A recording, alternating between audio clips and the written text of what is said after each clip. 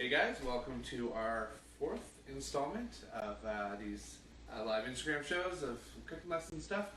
So I've decided to do, the new schedule will be Monday to Friday at 5 o'clock, and then Saturday, Sunday we're going to kind of take the weekend off there. So today we're doing Smashburgers, and thought behind this is, we're all trapped inside, shouldn't really be going out, so this is how to kind of do a really proper restaurant style double patty smash burger at home. So really simple ingredients: ground beef. If you can find medium, great. Lean, also totally fine. White onion, American cheese, pickles, lettuce, a bun, and then the sauce, which we'll talk about in a second. So with a burger, you want to get everything laid out and organized before you start cooking, because the burger cooks in a very, very short amount of time, especially with these smash burgers. So you can have your iceberg lettuce shredded, your pickles thinly sliced. We're going to get this onion diced and into cold water, which I mentioned in the sandwich video, but I'll talk about it again in case anyone wasn't there for that. To get rid of that really pungent onion flavor, you can put it into cold water. It'll actually pull out some of the onion juice and replace that with fresh cold water. So that sandwich or burger, it's really great to get that onion into water. Pull out a lot of that kind of unpleasant flavor and get all that crunch in there. So we'll do that first.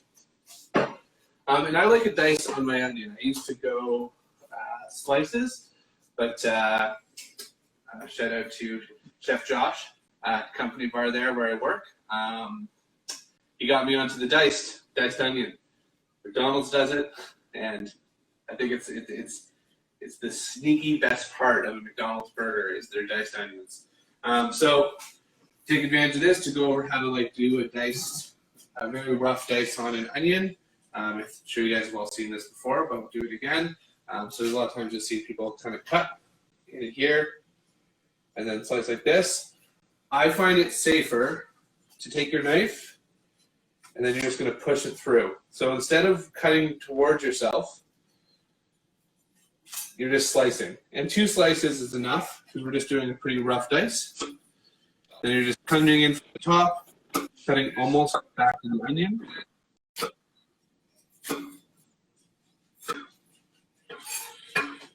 And then again, we're going for a pretty rustic slice here. Try to keep it nice and slow for you guys. Got a bowl with a little bit of ice in it. Put your onion right into there. And we're going to fill this up with water. And as this sits, we're going to rinse it out once more before we use it.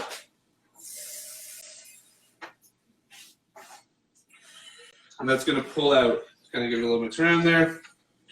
And that's going to pull out a ton of that kind of really, really strong onion flavor. So let these onions chill over here. Get rid of the core. Next thing we can talk about is, hi Riley,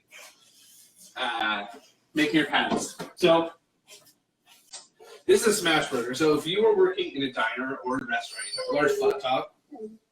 Yes. You'd have a large flat top, and you'd actually just be taking a bowl of burger, placing it on the flat top, smashing it down with a spatula. And at home, you're working in a smaller pan, so you don't really have the ability to actually smash the burger. So we're gonna actually shape our burgers ahead of time, because it's the only way to get them to the proper thinness. I'm going to let my dog out really quick. Are you a little camera shy, Marley? Yes, let's go. Okay, let's go get the squirrels. Fantastic. Yeah, so at home, what I would recommend is forming your patties. We're going to smash them down, make really, really thin patties, and those are what's going to go into the cast iron pan. Just because you don't really have room to maneuver a big, thick spatula. So to do that, what we're going to do is, first of all, you need some parchment paper. And you want to cut this to separate your patties. So the easiest way to do that is I've just grabbed a square, the parchment, right out of the roll. This is baking liner or whatever you have in your drawer. You're going to take your knife and just push it through along that crease. It's the fastest way to cut it. You're going to fold it again.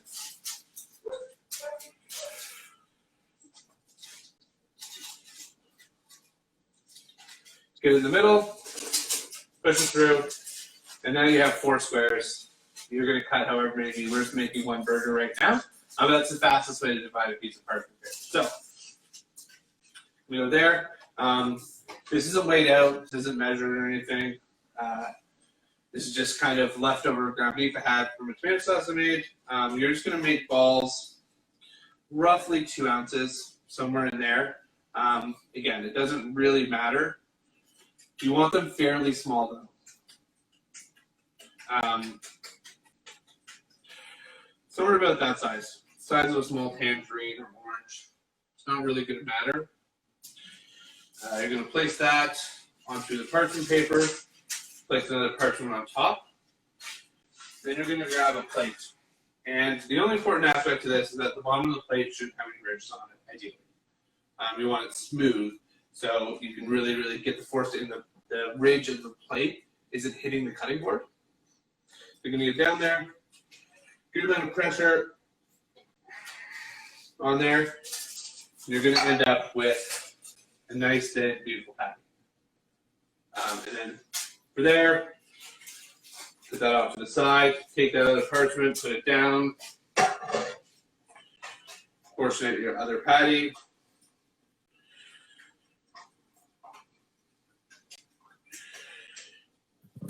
Yeah, kind of size of a tangerine, roughly. Put the parchment.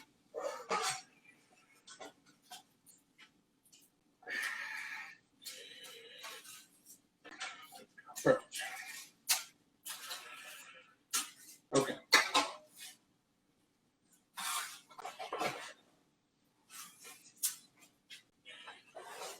Wash your hands because you touched raw meat. We shall be washing your hands anyway.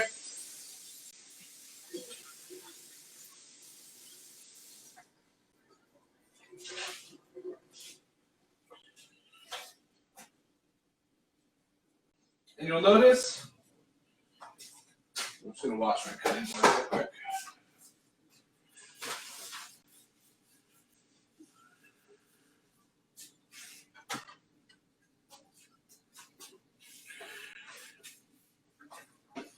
Okay. So you're going to notice that the patties are quite a bit bigger than the buns.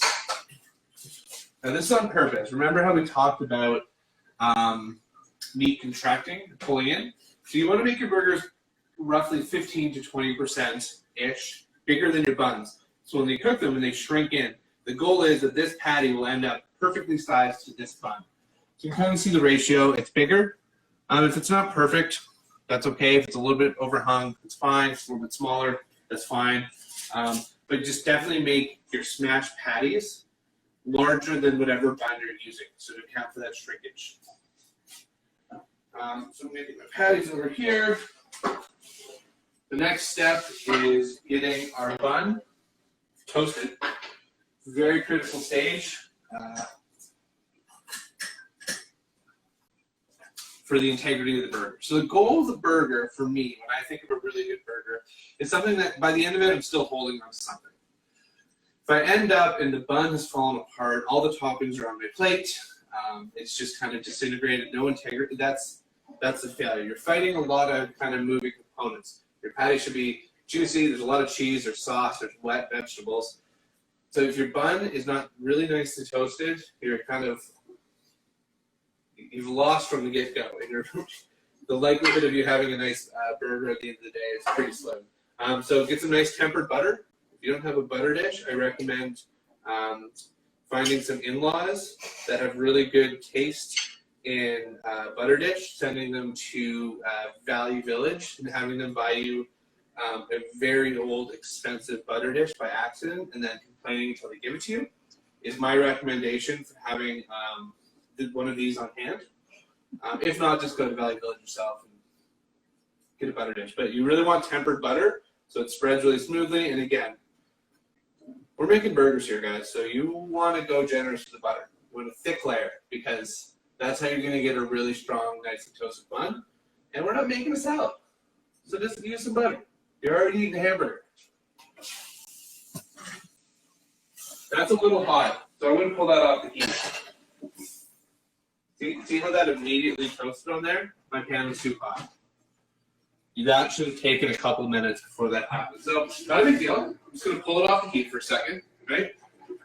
Get that back on, and just have it off the heat for a couple minutes.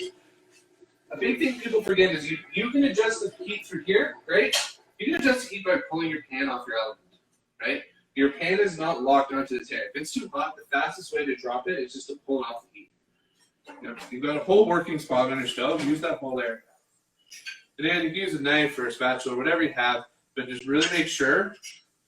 And, I know we're just making a burger, but it's those attention to details that's the difference between a good burger and a great hamburger. Just make sure you got your butter right to the edge. Your butter's tempered. You're not skimpy with it. And the bun takes longer to toast properly than your burger should take to cook. So you really want to make sure your bun gets on there before you get your burger on the into the skillet. Okay, so the rest of our toppings all good. This is a great opportunity. If you tasted this water, it tastes like onion, right? So obviously that means it's pulled something out of the onion. It's now in the water. So this is a perfect time. Just quickly drain it. Don't have to get all the water. Add some fresh water in there. Okay, we're going to put the sauce for the burger. So this is a secret sauce. It's a recipe I use. You can make your own. It's a total preference thing. The three main components are mayo, which we've already learned how to make, ketchup, and mustard. So the ratios are what you want to play with. So I personally like a pretty ketchup-y based secret sauce. If you like more mustard, put more mustard. If you don't want ketchup, take the ketchup out entirely. This is the best way to have all of the flavors of the mayo, the ketchup, and the mustard, and all that, without having too much sauce, which I think is the downfall of when you let people dress their own burgers. They've got a big squeeze bottle, and they're squeezing on their ketchup, they squeeze on their mustard, and they spread on their mayo. It's entirely too much sauce. Burger falls apart. It's a sloppy mess. The only thing I did here was a little bit of pickle juice from a pickle jar. So when I sliced my pickles, I just took a tablespoon-ish and added that in. McDonald's has relish in theirs, but I don't like the chunks in my sauce. So the pickle brine adds a nice briny pickle acidity to it without having the chunks, and especially because we've got nice fresh sliced pickles on top. I don't think we do. So that's our sauce. Super easy. We're going to get our burgers on. So I've had this preheating for a while. Just going to bump the heat up to medium-high. Checking on our buns. Toasting up nicely. They're a little warm, so I'm just going to pull them off the heat. And you'll notice that this skillet is too small to fit 2 patties. I've got 2 cast irons. I could get 2 out and get 2 room hot. Ideally, we'd be doing this outside because the whole house is going to get really smoky right now. But honestly, these burgers are going to shrink so fast and cook so quickly that I'm just going to cook one. When it shrinks, slide off to the side, place the second one on. You don't need any fat in your pan. There's enough fat in the beef that you don't need anything extra. So this is great. These are prepped. Oh. Don't miss the middle of the pan on a live cooking show, ideally. But if you do, it's fine. I'm gonna let that cook for a quick sec. And all we're gonna season this with is salt. If you want to use pepper, that's fine. I would say, and it's a generous amount of salt, you're fighting a lot of fat. So the idea is, the more fat acid you have, the more salt you need to add to something. That's why steaks, whenever you're seasoning steaks, there's so much salt added to the outside of it.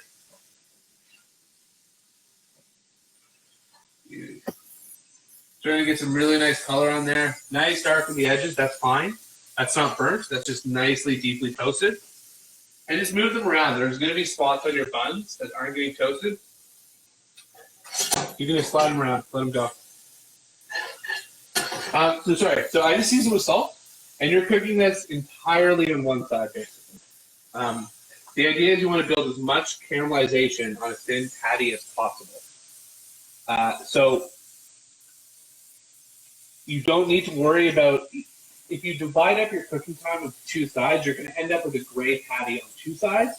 This is going to be gray on one half, but deeply, deeply caramelized on one. And I would much rather have one side of a patty have a deep Maillard reaction, deep caramelization, than just be gray on two sides.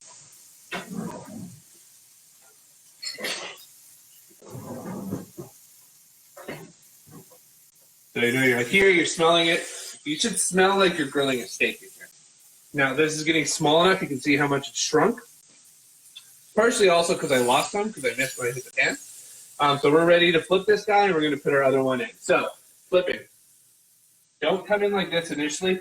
Spatula on this half to let it loose, then come in underneath. If you get in there, you can see how dark brown that is. That's what you're looking for. There. You're going to take your other patty now that fits. You got it in there. Again, salt in the bowl, brought to your pan. On there, I don't worry too much about seasoning the other side. I season one half very heavily. It's so thin, you don't need to be worried too much about going through the other half. That fits nicely. It's getting incredibly smoky in here because we're not doing it outside. Our buns should be toasted, and they absolutely are. So it's okay. This is still pretty toasted there, but you can hear that. It should have a nice, strong toaster. Okay. So we've got a question about how hot the pan was for the meat when you started. Yeah, so I had the pan just for this video preheating in the background. So I turned it on 10 minutes before we went live. It should be ish. To medium? To medium, yeah, just to kind of hold it there. It should be fairly hot. It doesn't need to be ripping hot. There's it doesn't need to be as hot as you can possibly get it. It will develop the caramelization and color. Again, you'll learn your oven. That's the key. So I'm going to get, okay, also, hold on. This is a burger that just needs American cheese, processed cheese, Kraft. You don't want real cheddar or brie or Bavardi or blue cheese. You can do those, and those things are great. That's all fine. The cheese in this should almost be a sauce. So you want that gooey, melty, just like this becomes one with the patty type cheese here. And really, nothing does that better than just like American processed cheese. There's a time and place for everything, and I've worked in great places that have very nice cheese. This cheese for this application is absolutely perfect. Okay, so this one you can almost see is completely cooked. It's gray along the edges. Those juices are starting to run clear. Slide underneath. Flip it. You can see the beautiful color on there. Right? Treat your ground beef like you're cooking steak. You should be searching for the same reaction.